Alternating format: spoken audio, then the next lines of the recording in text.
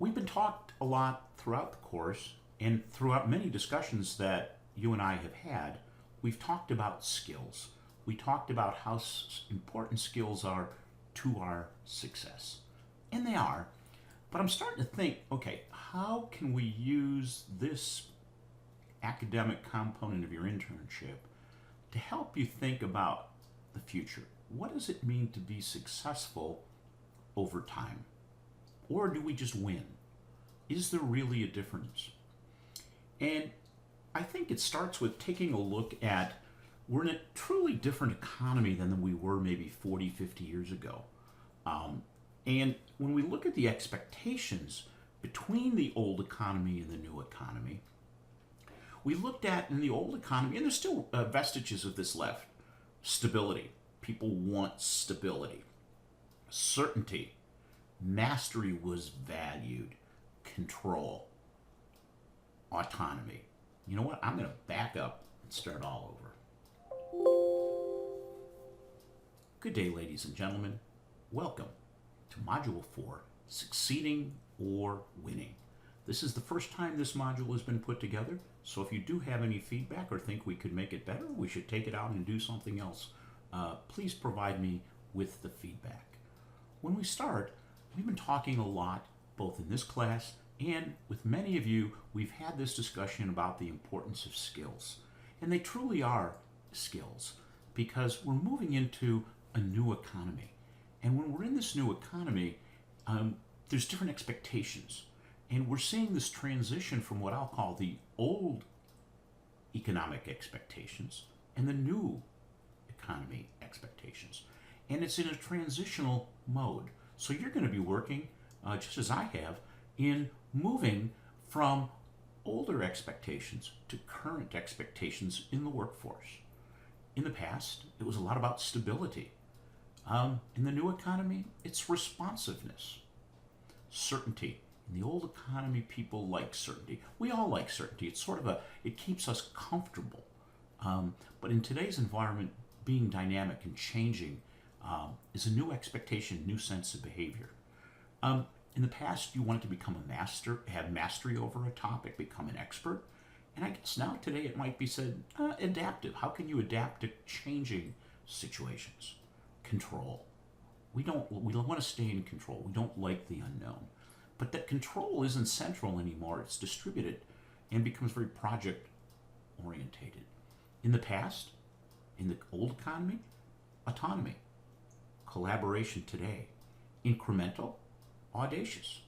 Closed, transparent. Authority, beliefs. Shareholder versus stakeholder. Shareholder is a much more narrower focus. Stakeholder are those that are impacted by the firm and its actions. That includes shareholders, management, employees, customers, suppliers, the community in which it does business, etc. And things were very much transactional. Today, it's trust, reliability, and transformative.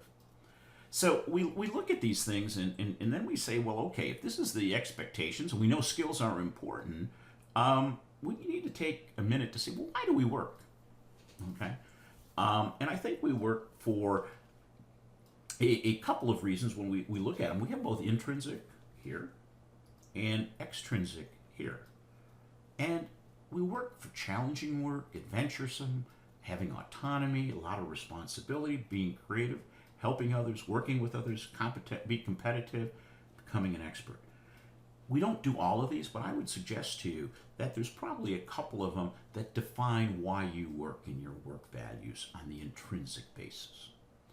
Keep this in mind because this is going to be the part of the written assignment for Module 4. We then work for extrinsic work values, financial gain, benefits, social contact, job security, public recognition, free time. Again, these have a rank.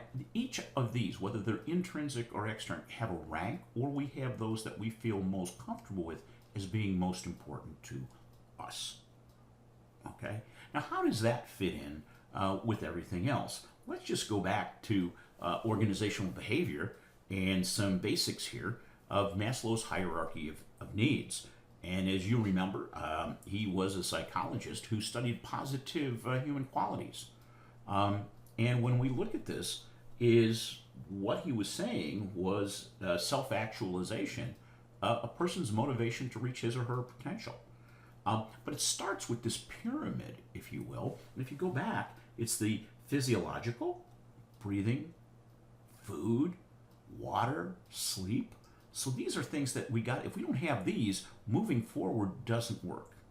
Then we have safety, safety of body, of employment, of resources, of health, property. We then move to love and belonging. We all want to belong. Then we move to esteem, where we have confidence in our achievements, respect others, and respected by others. Then we move to self-actualization. Morality, creativity, spontaneity, problem solving, lack of prejudice, acceptance of facts. So we move up, and if we don't have a solid foundation, we're not going to have success, or we're not necessarily going to win. So as I reflect back now, succeeding or winning, the great coach John Wooden defined success as two main things. It's peace of mind, which is a direct result of self-satisfaction in knowing you did your best to become the best that you are capable of becoming. Never try to be better than someone else. Learn from others and try to be the best you can. Success is the byproduct of that preparation. So what I'd like to do now is turn you over and watch the video discussion of Coach Wooden, and then resume